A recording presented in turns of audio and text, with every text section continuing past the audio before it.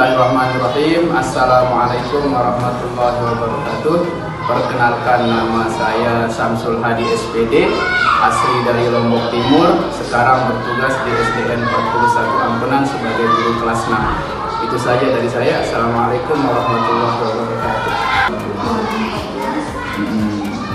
Setelah lulus udah honor, jadi di rumah udah tahun lah guru. Kemudian 2018 ada seleksi CPNS baru. Jadi pertama ngajar di sini, pertama kali ngajar di sini tahun 2009 sampai sekarang. Dan apa saja tantangan atau kesulitan yang Bapak alami selama jadi guru SD? Kalau di sekolah ini kan pertama siswanya seragam, jadi daerah sini aja, daerah Bengkong Timur semua. Tidak ada yang dari luar. Kalau ada yang dari luar cuma 1-2 orang, ya. Jadi karena seragam itu susah diatur. Karena latar belakangnya sama, kemudian teman mainnya sama, sekolah di rumah dia teman yang main, jadi agak susah diatur. Itu salah satu tantangan. Kemudian karena saya dari Lombok Timur, agak sulit beradaptasinya, mulai dari adatnya gimana. Kemudian mungkin ada pengalaman yang berkesan selama ngajar di sini. Setiap hari pengalaman yang berkesan sekali, ya. Dari mulai kita dengar yang nangis, yang apa yang ketemunya, pengalaman yang paling berkesan mungkin belum kelihatan yang paling berkesan ya, karena saya baru-baru di sini baru 5 tahun, jadinya setiap hari berkesan. Ada aja beda.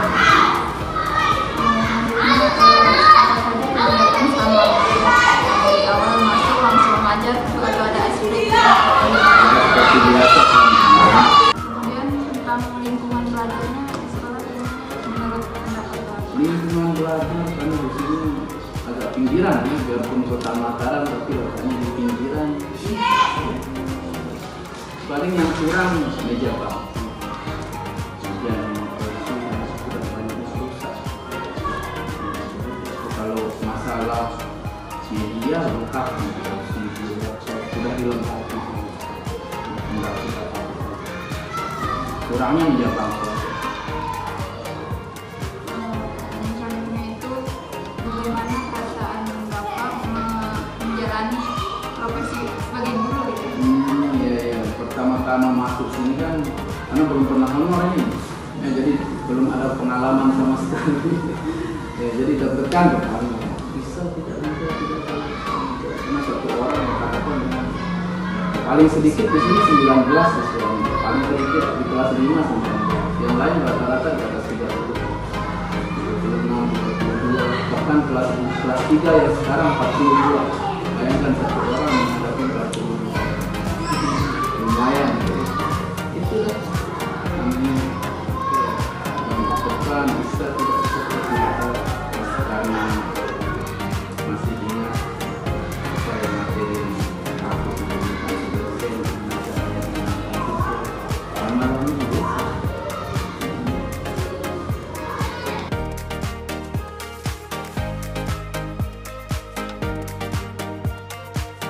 Assalamualaikum warahmatullahi wabarakatuh. Nama saya Nur Fitriani SPD, asal saya Bima. Sekarang saya mengajar di SDN 1 Perampuan. Dengan ibu siapa? Dengan Bu Fitriani. Boleh dijelaskan biodatanya?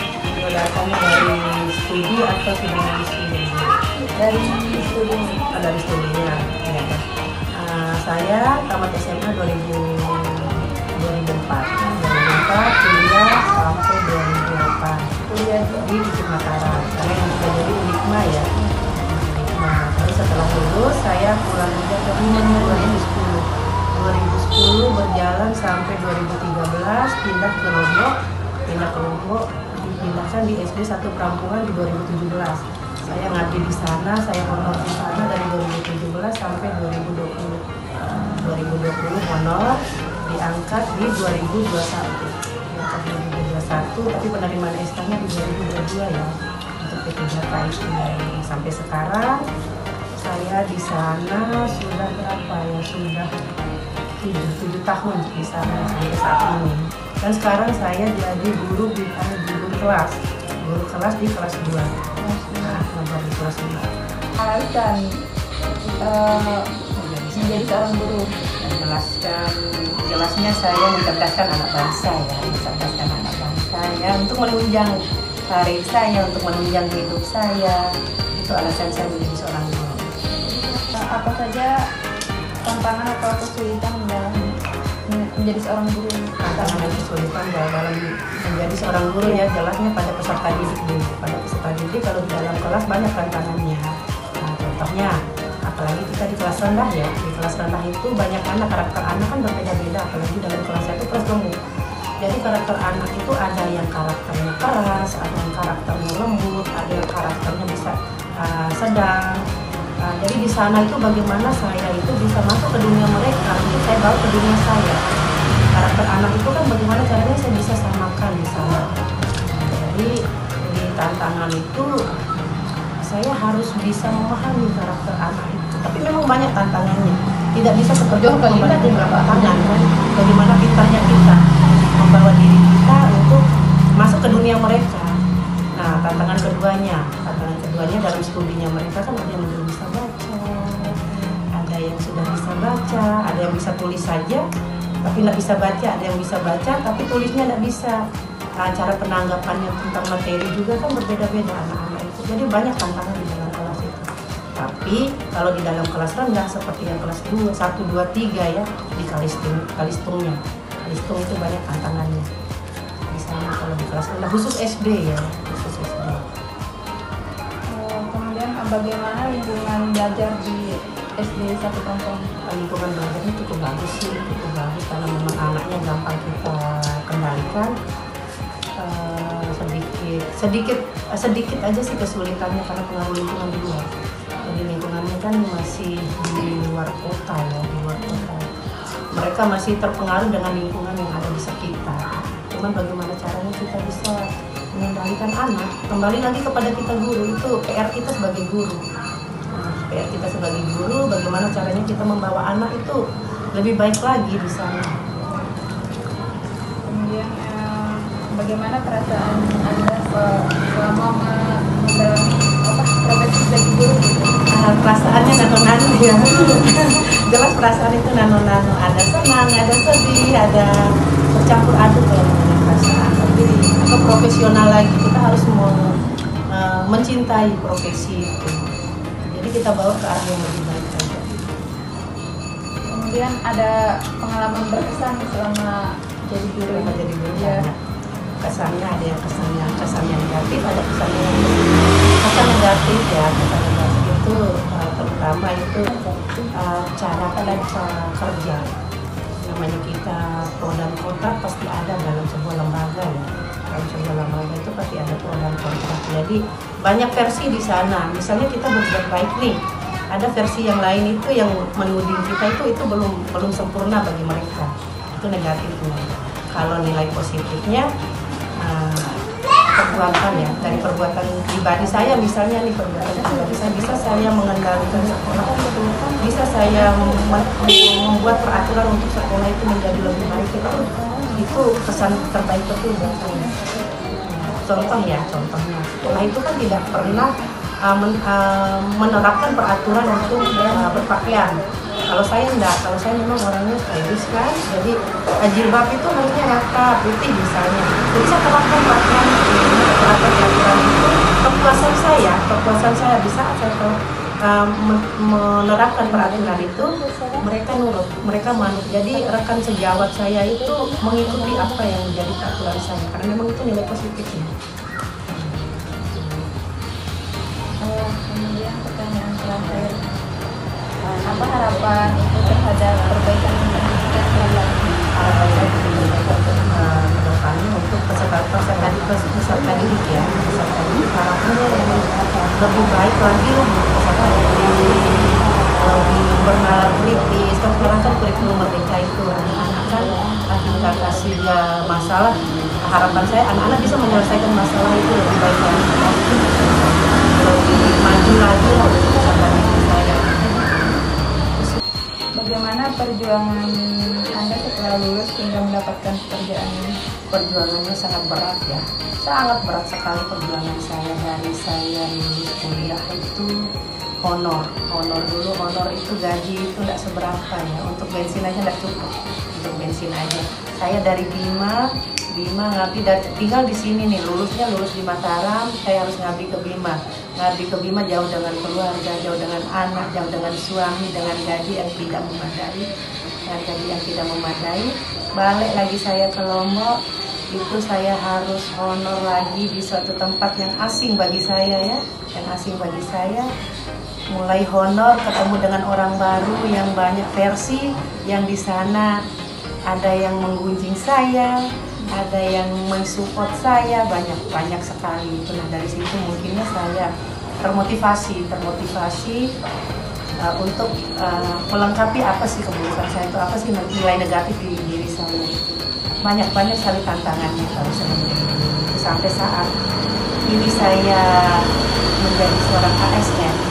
Itu saya ikuti seleksi PNS segala macam itu dari KLU, dari Bima, sampai di titik sekarang ini. Alhamdulillah sih hasil perjuangan yang penuh kerikil ya. Satu lagi, mungkin ada pesan dari Ibu buat kita nih sebagai mahasiswa yang bakal jadi calon guru nih ke depannya. Nah, kalau pesan saya ya, mumpung sehat ya, mumpung orang tua masih bisa membiayai kalian, belajarlah dengan tekun, kuliah yang bagus. Jangan sampai disia-siakan waktu yang sudah diberikan nih. Jangan sampai disia-siakan, mumpung orang tua sehat, mumpung kalian sehat. Raih cita-citanya setinggi langit. Raih cita-citanya, kalau bisa sekolahnya yang 4 tahun di 3,5 tahun. Karena apa? Untuk guru nih, peluangnya ini sekarang ini sangat besar. Peluangnya, mumpung ada peluang, mumpung pengangkatan di 2024, 2025, 2026 ini lagi dikejar betul untuk menjadi seorang ASN, kuliah yang betul-betul berpacu.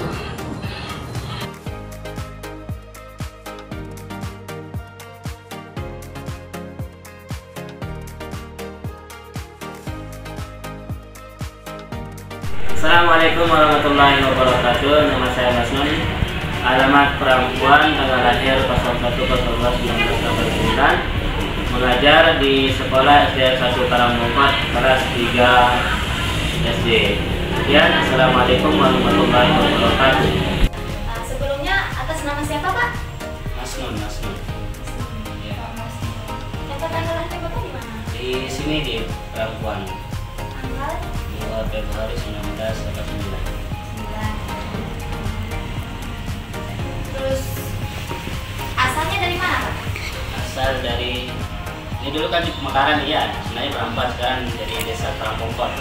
Karangmongkot sini deh, daerah sini.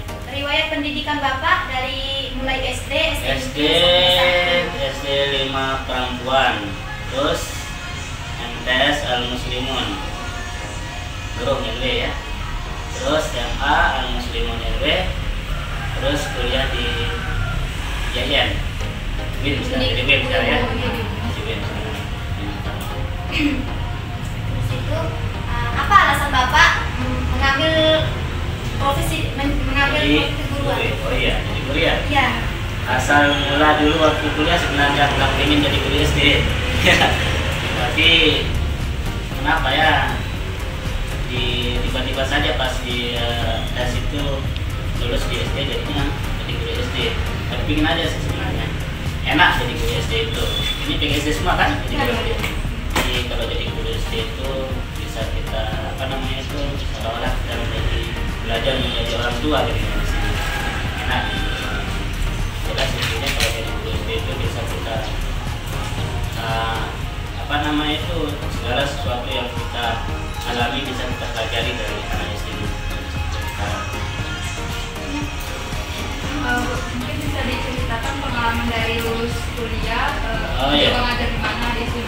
Pertama dulu sebelum ngajar di SD, ngelatih pramuka dulu, asal mulanya ya gitu.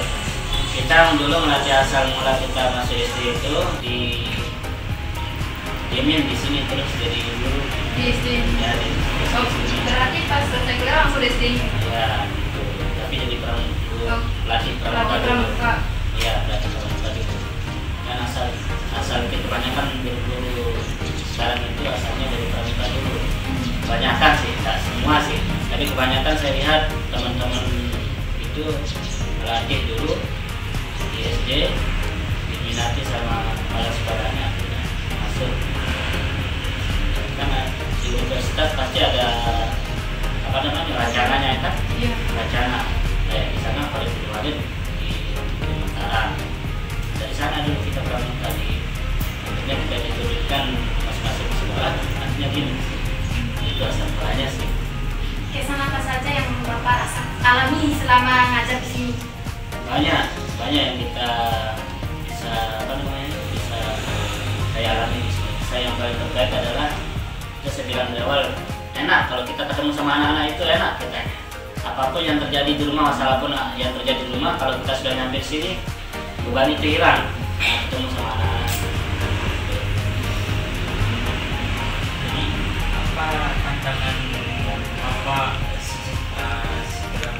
Selama dan tantangannya itu adalah pastinya anak-anak yang kurang apa namanya itu EQ-nya kurang gitu kan. Pasti ada setiap sekolah itu pasti ada yang lama kita ajar membaca terus nakal. Nah itu kan itu yang paling aneh di sini ya, sama anak yang kurang perhatian sama orang tuanya pasti kita akan ketemu di sekolah. Itu sih tantangan yang terbesar, anak-anak yang EQ-nya agak kurang, jadi proses belajar membaca itu agak lama dia.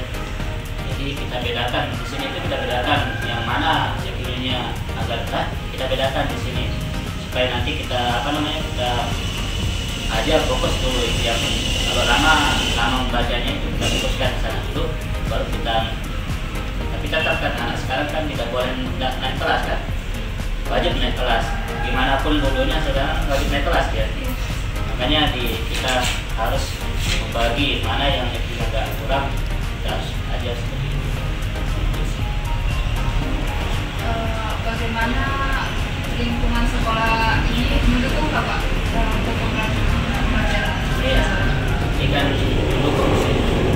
Ini kan kalau sekolah baru kita juga sekarang sekolah baru kan baru 1 tahun sih. Jadi program-program kita itu banyak sekali di sini. Ada terampil kan, seperti kan ada P5 sekarang kan ada belajar sekolah ada P5 sekarang dari kelas 1 sama kelas 4 P5-nya. Ada kreativitas anak-anak, ada seni tari, terampil, pramuka banyak di sini programnya di sini. Itu yang kita fokuskan. Kalau ada kayak gitu sekarang anak-anak berminat sekolah juga di sini. Itu kendala kami di sini juga kan. Karena di sini kan faktor banyak sekolah di sini yang terkait sekolah ada 7 sekolah di wilayah Rakuan di sini sekolah. Jadi kita harus bersaing sama sekolah-sekolah lain. Jadi masing-masing sekolah itu punya kreativitas masing-masing. Kalau kita sih seni tari, terampil, pramuka, fokuskan di sini. Sudah berapa lama mengabdi di sekolah kita?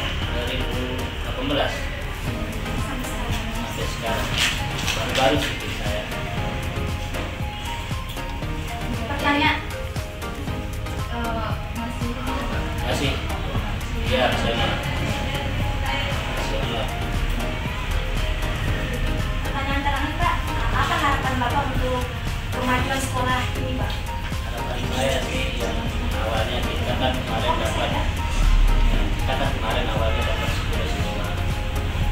Sekarang alhamdulillah sudah sampai hampir 3 bulan kan. Harapan saya semakin lama semakin maju dengan datangnya kepala sekolah kita yang baru, semakin kreativitas kita semakin bisa kita banggakan, bisa kita majukan sekolah ini. Ada lagi ya? Ini ada lagi? Satu Pak, menurut Bapak bagaimana harapan Bapak terhadap pendidikan di Indonesia ini ke depannya? Harapan pendidikan Ya. dengan kurikulum yang Ya, baru boleh ya. tanyakan. Ya, harapan kita sebagai guru Dulu sih supaya, karena ini kan kebanyakan sekarang melakukan PMM ya. Mudah-mudahan dengan PMM yang baru ini guru di Indonesia ini semakin wawasannya semakin maju lah. Saya lihat di PMM ini guru sama guru semua sibuk mengerjakan PMM, mungkin sudah dikenal kan. Nah, gara-gara PMM ini guru lebih sering menghadapi laptop daripada anak, tapi mudah-mudahan dengan PMM ini guru semakin wawasannya semakin tinggi lah. Itu sih harapan saya. Kalau PMM ini kan sibuk sekali guru-guru ini masalahnya. Hampir setiap hari itu wajib memegang laptop, wajib itu baik di kelas maupun di kantor. Itu sih. Terakhir, ini bukan pertanyaan sih Pak. Mungkin ada motivasi dari Bapak buat kita yang masih kuliah. Oh iya, motivasi ya. Ya. Ya, motivasi untuk adik-adik semua. Apa ya motivasinya? Jangan pernah mengerjakan sesuatu di luar dari kampus. Kalau bisa, harus sudah mengerjakan sesuatu di luar kampus sebelum selesai pasti akan lalai. Sebelum lalai wajib itu. Misalnya kalau muka dulu ya, lalai kita karena banyak kegiatan lalai. Apalagi detik-detik terakhir itu, malasnya minta ampun itu. Wajib malas. Semester berapa emang sekarang? Oh, semester 2 masih lama berarti. Lama Pak, Semester baru menginjak. Baru menginjak. Itu sih kalau bisa difokuskan aja kuliah dulu. Gak usah pikirkan kerjaan, gak usah pikirkan kegiatan. Kuliah aja dulu supaya cepat selesai. Bisa aja. Mohon maaf. Oh iya. Terima kasih banyak Pak. Iya. Nah, boleh kita dokumentasi di sini? Oh, bisa.